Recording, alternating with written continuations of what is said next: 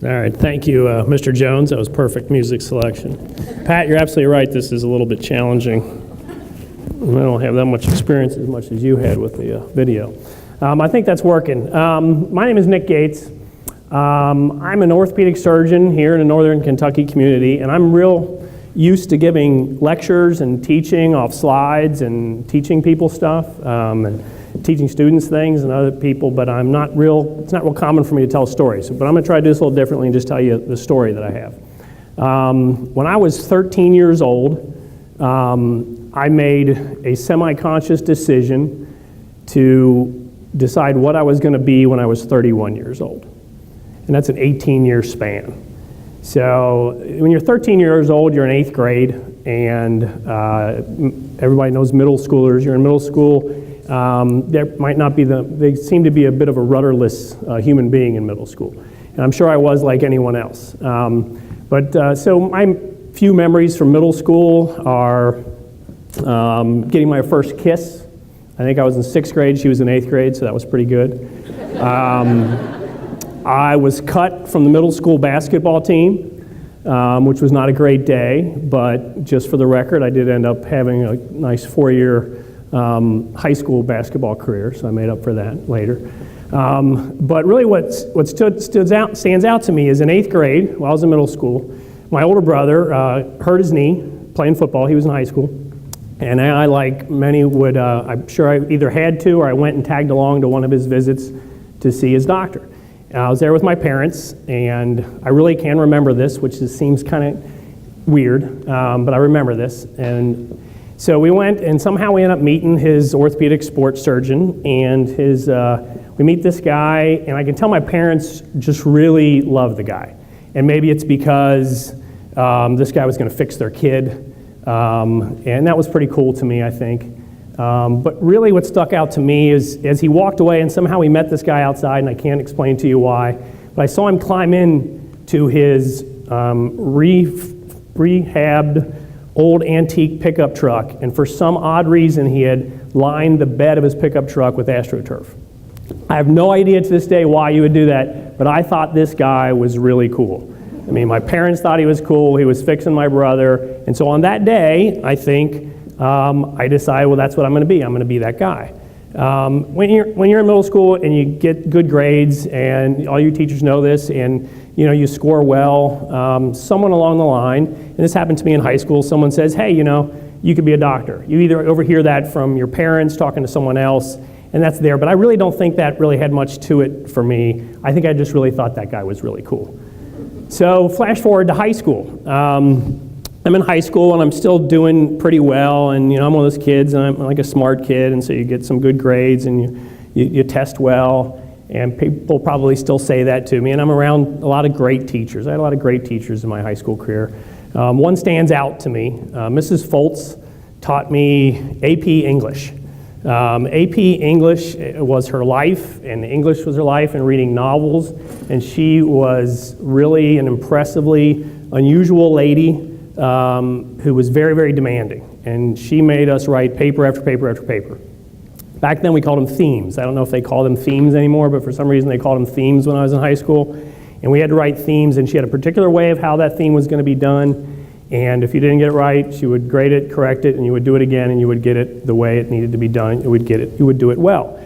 I was going to be an orthopedic surgeon, remember, already, so I really had no use for novels, reading novels, or writing papers. I wasn't what I was going to do, but she made sure you did that. And truth be told, as I prepared this outline for giving this story, I used the same techniques that teacher taught me in high school. I'm 100% sure of it.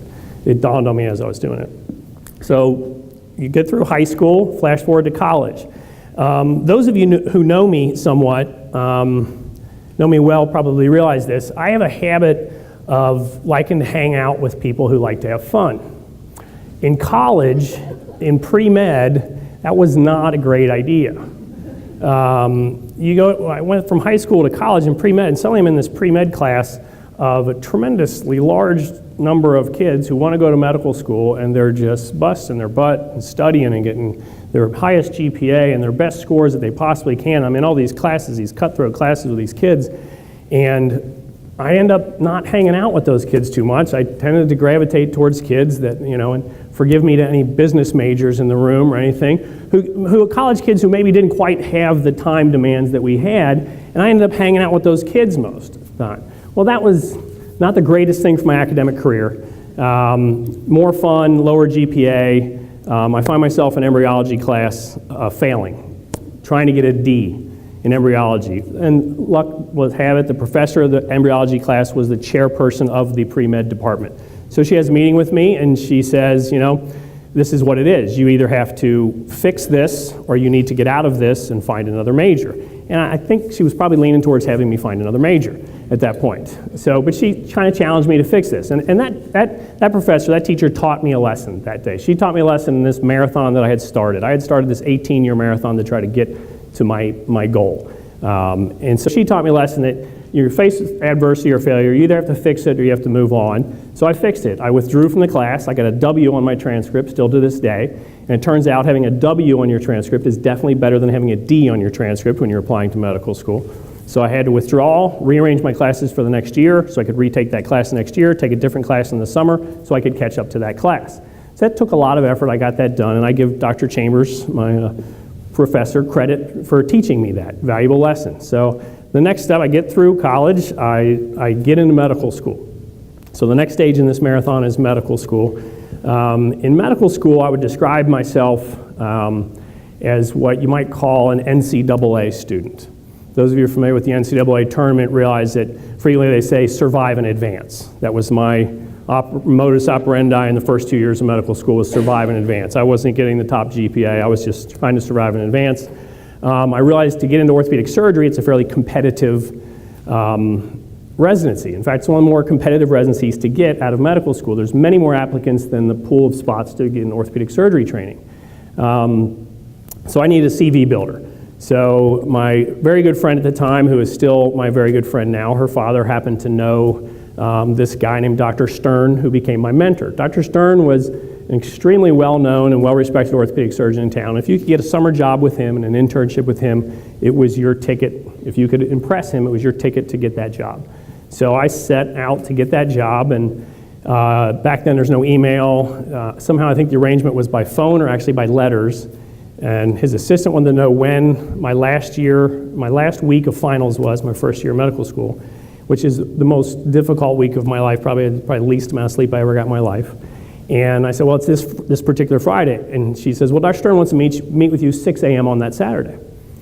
And remember, I was the kind of guy who tried to have fun every now and then. And so at the end of finals week on a Friday, getting up for a 6 a.m. meeting for my summer job next, it really wasn't in my head or in my goal. But I met with him. I had the interview at 6 a.m. He was another very demanding, but a very fair, and he taught me the full commitment it took. That getting up at 6 a.m. the next day, even though you just finished Friday, was what it was going to take. And that teacher taught me, and he demonstrated that through not only that particular day, but working with him for a year. So flash forward, by working with him, that was the best letter of recommendation I could possibly get to get this orthopedic surgery residency spot that I wanted to get. So I get into orthopedic surgery residency. My favorite professor there was actually our director, our chairman. I meet with him on day one when we start, and I sit at his desk, and he's in a totally empty small office, and there's nothing on his desk but a phone and a coffee cup turned towards me, so I could read the coffee cup. And this coffee cup has never had coffee in it, I'm sure.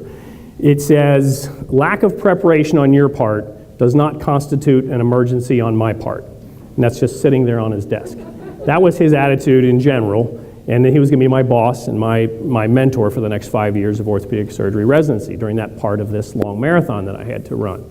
So he taught me, his intention, as it turns out after 5 years, he taught me the value of just being good at what you do for the sake of being good at what you do, and for no other reason. That there was great honor in doing that. And it didn't matter if you were seeing a patient in the office, if he was doing a surgery, if he was teaching his residents, if he was taking out his garbage, or if he was cleaning up his office, or whatever he was doing, he saw great value in being good at what you did just for the sake of being good at what you did, which was important, I think, in what he was teaching.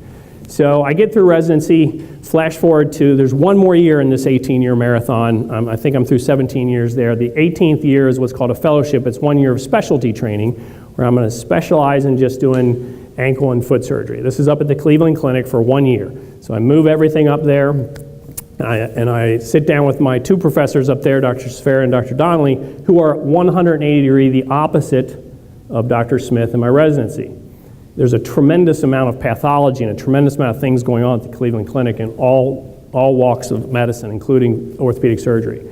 And they lay it all out for me, and I say, well, when do I need to be here? What do I need to do? And they're like, whatever you want. I'm like, well, what do you mean, whatever I want? I was like, well, you know, I'm used to, like, you be here at this time, you go to this, you go to this, I have a schedule. It's like, well, you can participate in all of this.